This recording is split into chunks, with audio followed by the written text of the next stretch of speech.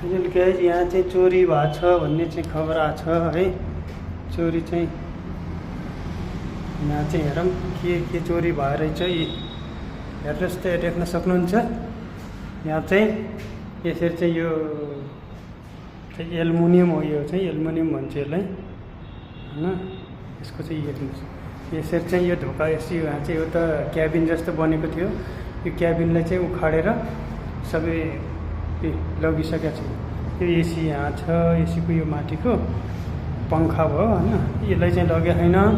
यो चाहिँ final guys तपाईँहरू देख्न सक्नुहुन्छ।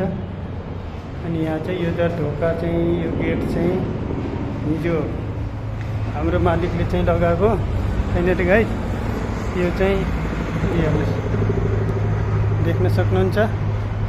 यो चाहिँ यो चाहिँ तपाईँको गेट यहाँसम्म लगाएको। यो चाहिँ पुरा यताको ब्याट्री यो सब चाहिँ चोरी गरेर लगेको गाइज है। हेर्नुहोस् है साथी, यो चाहिँ कसरी चोरले चाहिँ अट्याक गर्दो रहेछ। यहाँ चाहिँ जी हाम्रो अमित बाबू भी आगे। अमित बाबू आप कुछ बोलना चाहते हो इसके बारे में? ये देखो यहाँ पे महान कर्तव्य पालन किया इन्होंने। ये देखो यहाँ पे मैं माथि देखाउँछु है ल।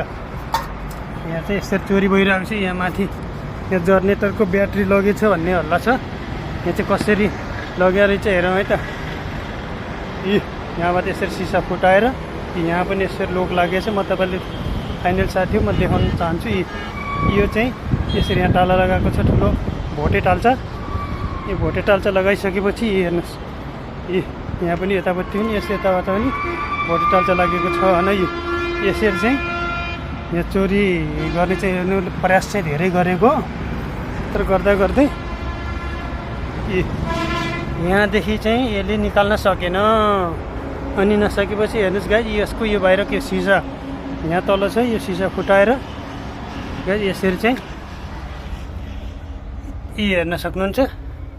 यहाँभित्र यहाँदेखि यो ब्याट्री सबै चाहिँ यसरी इँटाले हानेर यसरी चाहिँ इँटाहरू चुडेर यसरी लगेको छ है साथी है। बाँकी चाहिँ अर्को भिडियोमा देखाउने चाहिँ तपाईँहरूलाई हेर्नु सक्यो है।